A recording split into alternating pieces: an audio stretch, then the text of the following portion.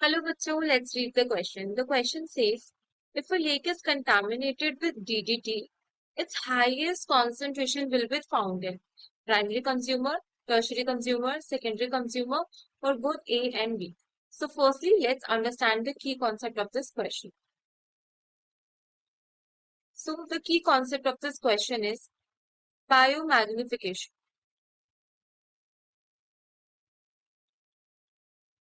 Biomagnification is the key concept of this question. Now, biomagnification क्या होता है? Let's understand in detail. So, biomagnification refers to increase in concentration of toxicants, increase in concentration of toxicants, increase in concentration of toxic substances or toxicants at successive trophic levels. Successive से क्या मतलब है? एक के बाद एक, उसके बाद नेक्स्ट, उसके बाद नेक्स्ट ट्रॉपिक लेवल्स पे टॉक्सिक सब्सटेंसेस जो है हमारे वो एक्यूमुलेट होते जाएंगे successive trophic levels. This is called biomagnification. So toxic substances जो कि ना तो हमारी बॉडी डाइजेस्ट कर सकती है या फिर ना ही किसी ऑर्गेनिज्म की बॉडी उसे एक्सक्रीट आउट कर सकती है, वो टॉक्सिकेंट्स किसी ऑर्गेनिज्म की बॉडी में एक्यूमुलेट होते जाते हैं. और जब नेक्स्ट ट्रॉफिक लेवल आके उस ऑर्गेनिज्म को कंज्यूम करता है तो उसकी बॉडी में वो टॉक्सिकेंट्स का अमाउंट और भी ज्यादा इंक्रीज हो जाता है. Let's understand it with an example. So बच्चे, क्या होता है कि जब फैक्ट्रीज होती हैं, फैक्ट्रीज से वेस्ट वाटर प्रोड्यूस होता है, वेस्ट सब्सटेंसेस प्रोड्यूस होता है, और ये फैक्ट्रीज अपना जो वेस्ट प्रोडक्ट्स होता है वो डंप कर देती हैं रिवर्स में या फिर वाटर बॉडीज में. रिवर्स या वाटर बॉडीज में ये अपना वेस्ट जो है वो एक्यूमुलेट करे, जिससे कि क्या होता है, रिवर का water, the water of the river, उसमें डीडीटी की कॉन्सेंट्रेशन अप्रोक्सीमेटली 0.03 पर बिलियन के अराउंड डीडीटी की कॉन्सेंट्रेशन उसमें आ जाती है. अब जब इस वाटर के अंदर जू प्लैंक्टॉन्स थ्राइव करेंगे,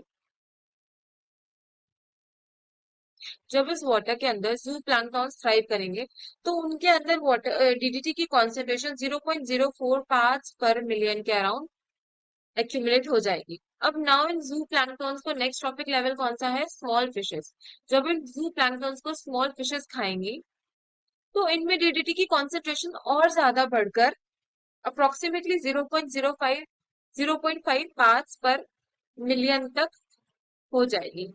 नाउ जब स्मॉल फिशेस को बिग फिशेस या फिर लार्ज फिशेस खाएंगी, जब लार्ज फिशेस स्मॉल फिशेस को खाएंगी तब इनमें इसकी कॉन्सेंट्रेशन अप्रोक्सीमेटली 2 पार्ट्स पर मिलियन तक पहुंच जाएगी. नाउ अब बहुत सारे एक्वेटिक बर्ड्स होते हैं जो वाटर बॉडीज के आसपास घूमते हैं. So when these aquatic birds will consume the large fishes, when these aquatic birds will consume these large fishes, the DDT concentration will increase up to 5 parts per million in them. जिससे क्या होगा, water पे हमारे पास कितनी concentration थी? 0.03 parts पर million. And now top most trophic level में हमारे पास डीडीटी की कॉन्सेंट्रेशन कितनी है? 5 पार्ट्स पर million. So small fishes is the primary consumer, primary consumer. Large fishes is the secondary consumer, and aquatic birds are the tertiary consumer. 1 degree is called primary, 2 degree secondary, and 3 degree is tertiary. So हमने यहाँ पे observe किया कि water के अंदर जो 0.03 parts पर million थी, वही कंसेंट्रेशन डीडीटी की प्राइमरी कंज्यूमर के अंदर 0.5 पार्ट्स पर मिलियन थी, लेकिन एक्वेटिक बर्ड्स में बढ़कर उनकी कॉन्सेंट्रेशन 5 पार्ट्स पर मिलियन तक पहुंच गई. सो अगर हम क्वेश्चन को फिर से देखें तो if a lake is contaminated with DDT, it's highest concentration would be found in tertiary consumer. तो अगर लेक में डीडीटी की कॉन्सेंट्रेशन आ जाती है तो टर्शियरी कंज्यूमर में सबसे ज्यादा अमाउंट में डीडीटी जो है हमारे पास प्रेजेंट होगा. Okay, I hope you understood it well. All the best.